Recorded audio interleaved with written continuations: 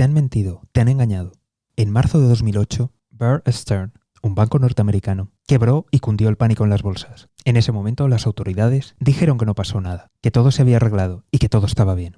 Los mercados se tranquilizaron y durante meses se vivió una normalidad. Hasta que en septiembre de ese mismo año quebró una entidad mayor, Lehman Brothers, dando el pistoletazo de salida a lo que se llamó la Gran Recesión. Una crisis financiera como no habíamos vivido en décadas. En marzo de este mismo año, una pequeña entidad bancaria norteamericana quebró y nos dijeron que no pasaba nada, que estaba todo bien, que era por las cripto. Unos días después, 2 entidades norteamericanas más quebraron. Una de ellas supuestamente relacionada con las cripto. La otra fue el Silicon Valley Bank y también nos dijeron que no pasaba nada, que todo estaba bien. Días más tarde, el Credit Suisse fue rescatado. ¿Estamos seguros que todo está bien? Muy buenas, te doy la bienvenida al podcast del economista José García. Como siempre, seguimiento y suscripción. Hoy hablaremos de la crisis bancaria, pero de verdad, bien contada. Porque ya ha habido muchos analistas, abro comillas, periodistas, también con muchas comillas, bueno, y aunque no tuvieran comillas, pues bueno, ya sabes cómo van y cómo hablan de economía, estos son entendidos de todo, que ya a día de hoy se han olvidado del primer banco que cayó y por qué. Que también se han olvidado de ese otro banco que quebró y que en todos los medios estáis oyendo que estaba relacionado con las cripto, cuando directamente con las cripto su relación era cero. Y sus clientes que sí que tenían relación con las cripto no suponían más de un 20% de su negocio. Y teóricamente estaba bien diversificado. Y ya todos apuntan a Silicon Bank, el banco de las startups, y por tanto está muy concentrado, y es el malvado Credit Suisse que siempre ha estado en líos. Pero yo te pregunto, ¿qué pasó en 2008 en Suiza? ¿Qué banco fue rescatado? Pues todo esto y mucho más en el capítulo de hoy. Así que, por favor, suscríbete, dale a seguir y si te parece interesante, compártelo. Empezamos con el primer banco que cayó. Ya hablamos de Silvergate. Silvergate era un banco que se especializó en las cripto. No nació de esta forma, pero llegó un punto en que vio una oportunidad de negocio y decidió centrarse, convirtiéndose en la puerta de entrada entre las plataformas de cripto y el dinero real en efectivo, normalmente en dólares.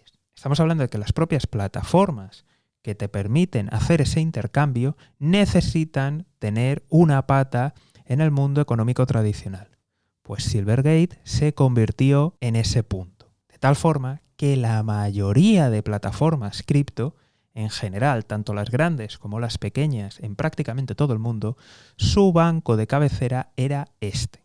Y como estamos viendo en el mercado lo bien que van las cripto, era normal, lógico y de entender que se viera afectado. Y no estamos hablando solamente por los cierres, sino estamos hablando porque como ya no existe ese boom inversor, la gente está retirando sus fondos. ¿Qué significa que retiren sus fondos? Significa que las cuentas que tenían abiertas en dólares estas plataformas casi con toda seguridad eran depósitos que estaban en ese banco. Da igual en qué parte del mundo estés, con quién estés operando, lo más probable es que tu dinero en dólares físico esté allí. De tal forma que al reducirse ese boom y la gente ir retirando capital, el banco estaba perdiendo fondos. Ya no solamente hablamos de la pérdida de comisiones y de la pérdida de trabajo por el cierre de estas plataformas, sino que estamos hablando incluso de retiradas de depósitos. Como venimos de una época con intereses prácticamente a cero, donde ha entrado liquidez y los bancos tenían dinero, y en este caso este banco en concreto tenía muchísimos depósitos de sus clientes y de los clientes que usaban estas plataformas, ya que el dinero físico en dólares lo tenían allí, el banco decidió con esos fondos invertirlo. ¿Dónde lo invirtió?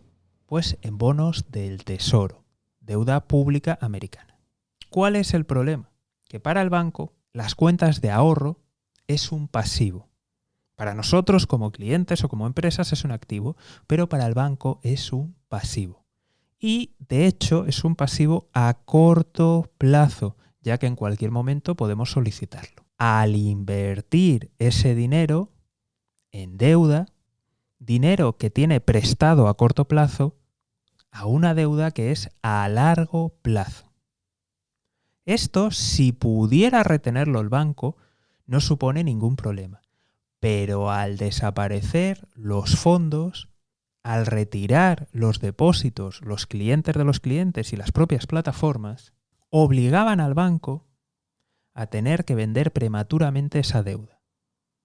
De tal forma que al ir a los mercados, esa deuda vale menos y por tanto tiene que asumir pérdidas. El banco vendió parte de esa deuda a pérdidas.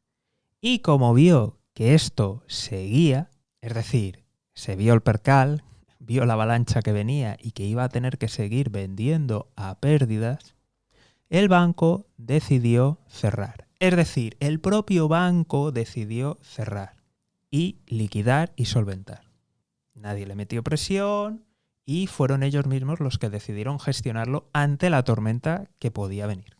Este banco, el Silvergate, es pequeñito. Como te puedes imaginar, todo el mundo salió diciendo: oh, aquí no pasa nada, es que estaba ahí con las cripto, es que mira qué malo, es que aquí no hay nada. Pero un pequeño grupo de personas nos preguntamos: si este banco ha hecho esta operación, ¿cuántos bancos más han repetido la jugada?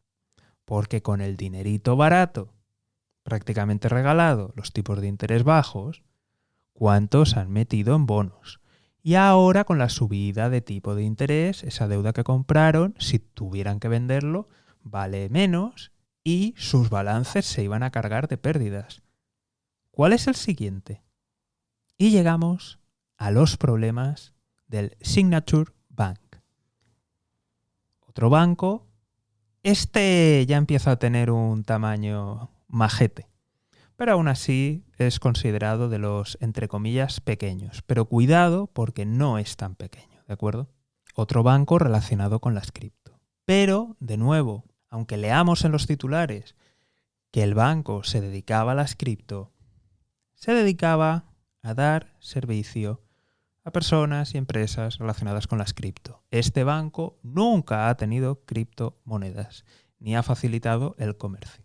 De hecho, según donde lo hayáis mirado, oscilaba entre un 10% aproximadamente lo que esas personas relacionadas con cripto, personas y empresas, entidades relacionadas con cripto, suponían para su negocio bancario. Se encontraba en Nueva York, porque el Silvergate estaba en California, y además estaba teóricamente bastante diversificado en cuanto a sectores. Y ya empezaban los rumores de: mira, si le ha pasado esto al Silvergate, ¿quién va a ser el siguiente? Mira, Signature, que tiene exposición, tiene clientes, a ver qué pasa. Y de la noche a la mañana entra el Silicon Valley Bank, otro banco de California centrado y especializado en startups. Que, por cierto, tiene un montón de ramificaciones en otros países y que también estaba poniendo en riesgo las startups de países de la Unión Europea, Reino Unido, China, India, entre otros. Este banco publicó que había tenido que hacer frente al mismo problema de retirada de fondos y para ello había perdido a pérdidas multimillonarias bonos del gobierno. Por si fuera poco, los fondos de inversión de Silicon Valley, que también a menudo también tenían cuenta allí en el Silicon Valley Bank, sacaron sus depósitos y avisaron a sus empresas invertidas que sacaran de inmediato el dinero de allí. Miles de millones volaron y cuando se cerró el mercado, en ese mismo fin de semana se confirmó la quiebra del Silicon Valley Bank y del Signature Bank, produciéndose por el Silicon Valley Bank la segunda mayor quiebra bancaria de toda la historia. Pero cuidado que el Signature que os están diciendo que es pequeñito, insignificante, produjo la tercera mayor quiebra en la historia bancaria de Estados Unidos. Todo esto, recordar que cripto, malvados y startups, es que está ahí el negocio concentrado, tendría que haber diversificado, tal. Pero ya los mercados olían la sangre y decían, ¿quién va a ser el siguiente? ¿Quién va a ser el siguiente? ¿Dónde va a ocurrir? Recordar que también tenemos a los analistas de pacotilla diciendo en las tertulias que no iba a pasar nada, no hay contagio, todo maravilloso, esto tema Estados Unidos. Incluso hubo gente que, como no tiene ni puta idea, pero ellos bien que hablan, el Signature Bank, que es de Nueva York, pues no, ni se acordaban de él, ni lo nombraban, y decían, esto es un tema de California, de allí, los hippies, pijo progres, estos están allí y tal, ahí fumando el LSD y todas estas cosas. No, eso no.